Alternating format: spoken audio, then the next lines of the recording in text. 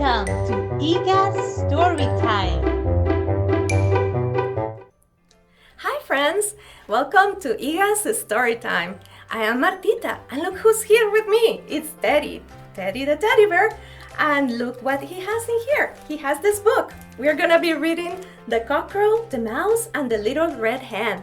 It's been adapted by Child's Play and it is illustrated by Jess Stockman. Let's see how many animals you can identify out of the story. So let's go!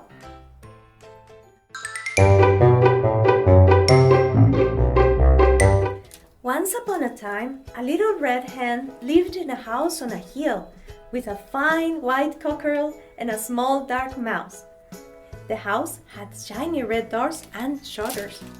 Across the valley, on another hill, lived a family of bad-tempered foxes. The door of their house had been slammed so many times it was hanging off its hinges, and 2 windows had been broken. One morning, the little bad-tempered foxes said to their bad-tempered father, "It's not fair. We're so hungry. We haven't eaten for days." All right, shouted the bad-tempered father fox. "But I'm too tired to go far for food." "We could eat the little red hen across the valley," suggested one of the little foxes. "And the fine white cockerel," said another. "And the small dark mouse for a snack," joined in another little fox. "I'll go and fetch my sack," said the bad-tempered father, and he almost smiled. That same morning, the cockerel and the mouse came into the kitchen as the little red hen was making breakfast. "Who'll get some sticks to light the fire?" she asked. "Not me," answered the cockerel. "Not me," said the mouse. "Then I'll do it myself," said the little red hen, and she did. "Who will fill the kettle from the stream?" asked the little red hen.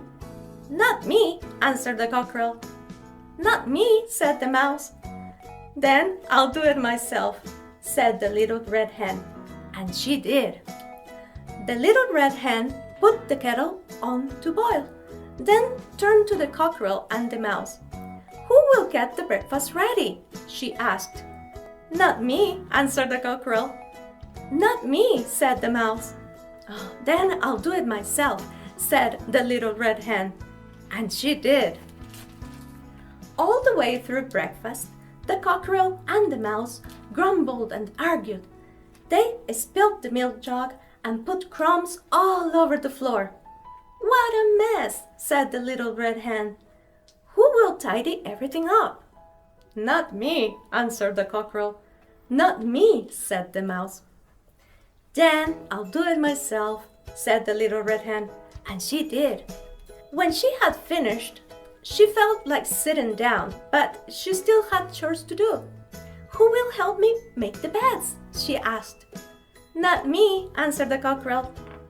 "Not me," said the mouse. "Then I'll do it myself," said the little red hen, and she went upstairs at once. After breakfast, the cockerel and the mouse were so tired that they fell asleep. All of a sudden, there was a knock on the door. "Are you going to answer that?" asked the mouse. "Not me. I'm too tired," said the cockerel. "Why don't you?" "Well, it might be a parcel of cheese for me," thought the mouse. So he did. The minute he opened the door, the bad-tempered fox leaped into the house. "Got you!" he shouted as he popped the mouse into his sack. "Got you!" he shouted as he popped the cockerel into his sack. The little red hen came running downstairs to see what was the matter. "Got you!" the fox shouted as he popped her into his sack and tied it up. "Oh, I wish I hadn't been so lazy," wailed the cockerel. "Oh, I wish I hadn't been so grumpy," wailed the mouse. "Don't worry," said the little red hen. "Everything will be fine. I've got my sewing kit and a very good idea." The fox staggered all the way down the valley, carrying the heavy sack. He was very hot and tired. So before he climbed up the hill to his house, he thought he would have a rest by the stream. He hadn't been sitting for long before he fell fast asleep. As soon as the little red hen heard him snoring, she fetched out her scissors and snipped a mouse-sized hole in the sack. Quickly, she whispered, "Go and fetch a stone as big as yourself. Hurry!" The mouse was soon back. "Push the stone into the sack," whispered the little red hen. Then she cut a hole in the sack as big as the cockerel. "Go and find a stone as big as yourself," she said. "Hurry!" As soon as the cockerel returned, she told him to push the stone into the bag also. Then she climbed out of the sack, put in a stone as big as herself, and quickly sewed up the hole. Then all three of them ran as fast as they could up the hill to their house, shut all the windows, and locked the door. The bad-tempered fox, meanwhile, remained fast asleep until the sun began to go down.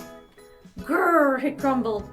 "It's cold and I had to carry this heavy sack all the way home. It's not fair." He started to cross the stream, but the sack of stones was so heavy that he was pulled right under the water. He could have let go and floated to the top, but he was so greedy and bad-tempered at the thought of letting go of his supper that he held on tight and was never seen again. The fine white cockerel and the small dark mouse made the little red hen sit and rest in the most comfortable chair while they lit the fire, filled the kettle, made the breakfast, and did all the other chores around the home. And they never grumbled again, not once. Did you enjoy listening to our story? I sure did! Now, get ready to join me in our exciting question time. Let's go!